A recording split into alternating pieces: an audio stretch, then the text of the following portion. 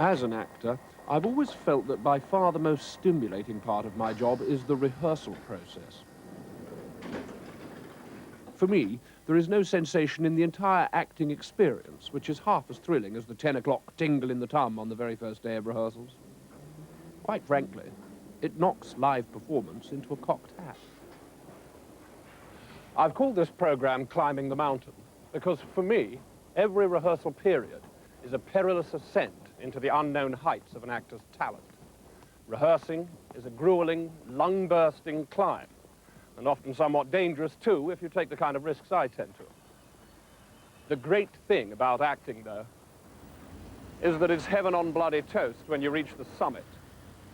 It becomes a mountain to be climbed, and it is you related to your fears and the rock that is all. I see it more as four people roped to a cliff face. Yes. This rather undistinguished-looking building houses the BBC rehearsal rooms. Inside those grey walls, actors have been struggling with their own personal Everests for more than 20 years now. But that's not the whole story. This is Acton, and as the very name of the place suggests, actors have been climbing mountains on this site for centuries. The village of Actington was the rehearsal capital of the Renaissance world. Another hogshead, wench! Ah, your belly's full enough, Will Kemp. Come, 'tis time for rehearsal. Aye, rehearsal! Aye, rehearsal! In the grim years between 1642 and 1660, when acting was a criminal offence, secret rehearsals used to take place on this spot here, just next to Hannah Gordon's parking space. Acton was not universally popular with the profession. The 18th century actor Smythe wrote in his diary, I am most tedious tired of Actington, which resort doth angrify my quinsy. I am determined forthwith to rehearse myself at Bristol. in an upstairs room of this pub here, Victorian actors would gather for massive rehearsal breakfasts. Huge quantities of potted meats, potatoes, rabbits, syllabubs, and geese would be eagerly consumed before the day's rehearsal began. Upon my soul, Bancroft, this fowl's a plumpen. Nowadays, actors are more modest in their consumption. Thank you. But here at the subsidized restaurant at North Acton, actors still gather to gossip, exchange theatrical anecdotes, and prepare themselves for the day's climb. Here at the National Theatre on the South Bank, we see the Littleton cast stoking up for the assault. Morning, Bill.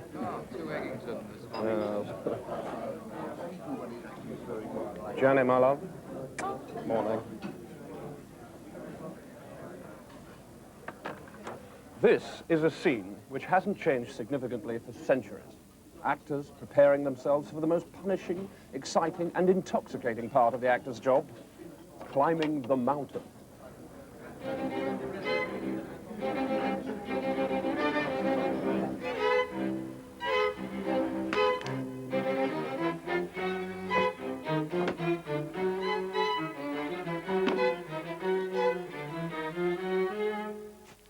This oblong box of brick and glass is the actor's spiritual home. There are thousands of rehearsal rooms just like this one all over the country. Whatever particular mountain the actor is climbing, be it television, be it theatre, be it an industrial training video, or be it a Bovril ad, this, for the actor, is base camp. In here, a cast must fuse itself into a living, breathing performance unit. A perforganism, if you like. This is where the crunch decisions are made. Where to have the first night party, and whether to set the play in Nazi Germany or just wear handmade leather boots and cloaks and shout very loudly. But all that will come in the weeks that lie ahead. First, The actor must assemble his performance tackle for the climb. Humma, me, me, me, me, me, me, me, me, me.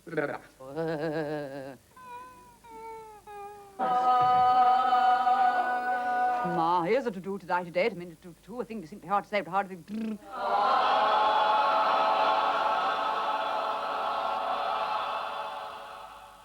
A thorough vocal and physical preparation for the climb is essential.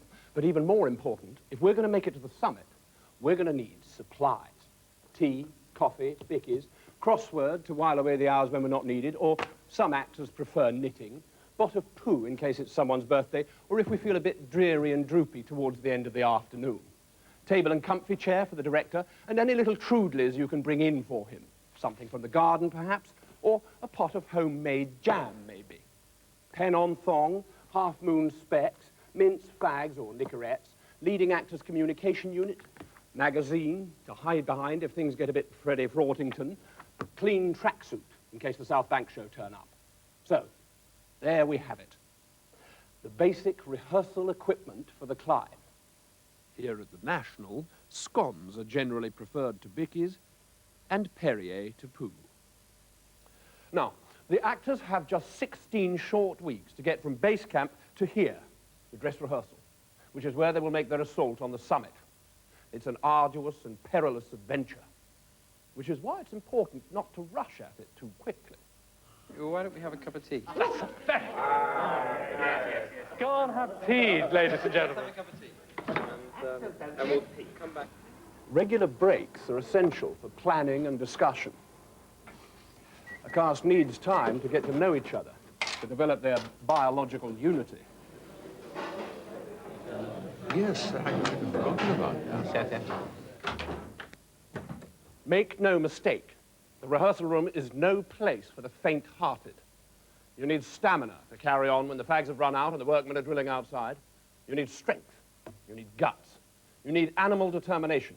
And if you're playing the leading role, you need to bring some chalky eggs back from the canteen for everyone to prove that you're not starry or grand or anything. You're just one of the team, an actor.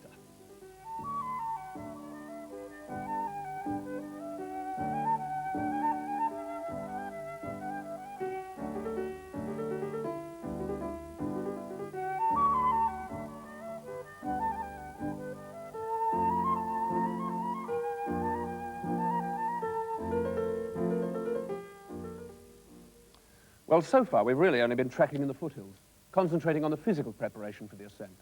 But a high level of intellectual ballsiness is equally necessary. The actor must devote his every breathing moment to study and assessment of the text. He must dredge and trawl and mine it for every last calorie of emotional nutrition. We cannot go back to it often enough. The text, the text, the text. Eat it, sleep it, love it, take it to the caprice for supper, something rather lovely might happen. Text, text, text, text, text, text, text, text, text. I was swivel-eyed over this particular text. That's right. You said it, haven't you? The text. The text. Text. Text. Text. Texts. It's like getting a little vial of something and whacking it into your arm. You'll see a distinct ridge appear along the red streak, a wheal, a small local swelling. Yes, beginning to come up now. Working on the text is such a complex and intellectually draining part of the climb that we often need an experienced director to help simplify things for us. Now, these responses are more useful than they seem, but we'll see why in a moment. In recent years, there's been a tendency for actors to depend more and more on the director. With his refreshing vision and expressive use of hands, he can be of enormous help to an actor.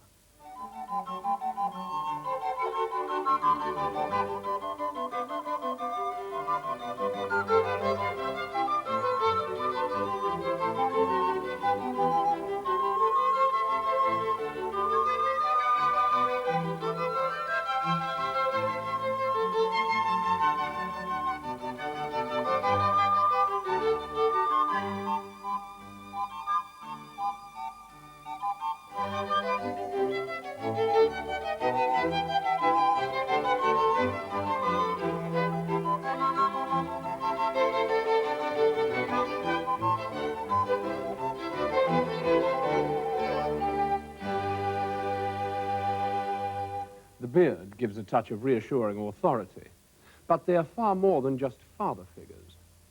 If you're going to do the job, you have to go in the kitchen. But in having taken that fishbone out, this particular boiling pot is going to just boil over. As soon as you start putting a little heat under them, they do start to rise. The number of greasy spoons that got into the good food guy were really, it was fairly well mixed in a cooking sense. Because, in fact, cabbages don't respond very well to that either. How we're going to bring them all to boil at the same moment is a question. Directors have a vast knowledge, not just of world drama, but of the world itself. If you're in Paris or Rome, you don't need a good food guide. I've done it in Vienna, I've done it in Frankfurt, and I've done it in America. Indian and Asian and Greek. I'm not German, I'm not American, I'm not Viennese. Because they care about food. And even in New York, standards are much higher. The director provides the intellectual focus of the production, but in no way is he just a bookish old sober-sides. He supplies great dollops of spiritual succor to the actor as well, and he is above all someone you can take your problems to. John, can we start with elision? John, don't you think you better explain what you mean by antithesis? John, there's always a debate that rages in me. John, what about that vexed question of whether we pronounce ED or not? And here we see John Barton helping some actors to sharpen up their crouching technique. The Renaissance dip is the crouch most actors favour, but there are plenty of variations.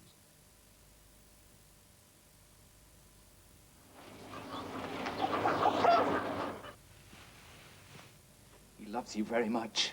Several lively pups in there, Mr. Chapman. Jonathan Miller's instructional video, Learning to Crouch, has been an actor's stocking filler for more than a dozen Christmases now.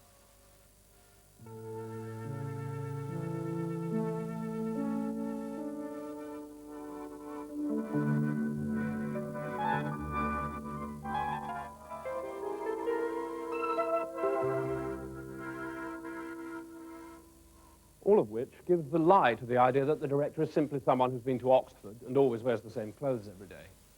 When all is said and done, though, a director can only do so much. And however many American doctorates he has, he cannot provide the eruptive performance thrust which audiences crave. After all, if he could act, he wouldn't have had to become a director, would he? Only the actor has the power to hypnotize the audience and change their lives forever.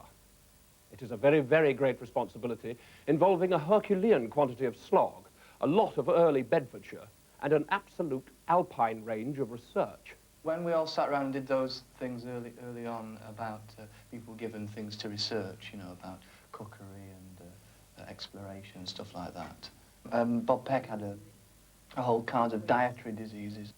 Here we see Bob Peck, or Bob Peckish, as he's known in the profession, using his research well. In your own mad world. Comedienne Prunella Scales is another firm believer in background work. Before we go into any deep searching questions, which I'm sure you're going to ask me, Ronnie. Yes. I do enjoy decorating cakes. I never boil anything except eggs. But there is something very satisfying about homemade cakes and the smell of cakes baking in the kitchen, isn't there? I really enjoy cooking meats.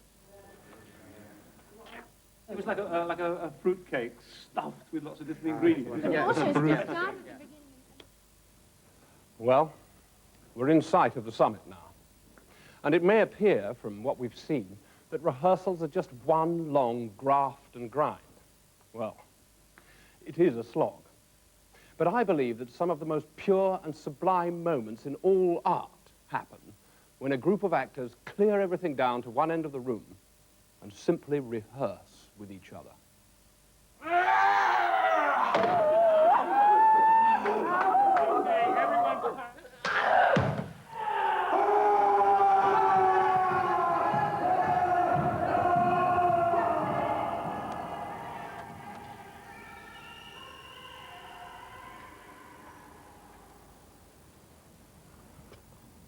There are a great number of casualties up on the mountain, and some actors never make it to the summit at all, which is terribly, terribly sad, of course.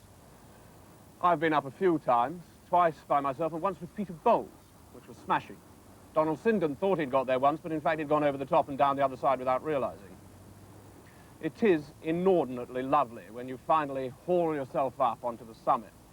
But I hope we've proved in this program that it's not half as exhilarating as the climb itself.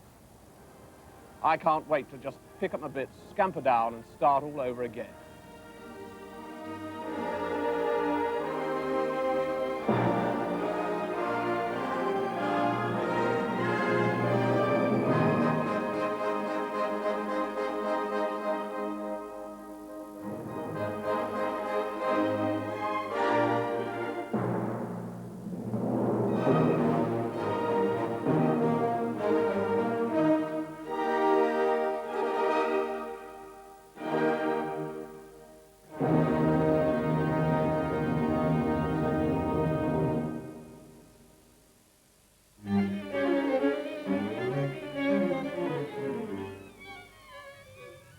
Next week, Nicholas Craig faces up to work on the telly.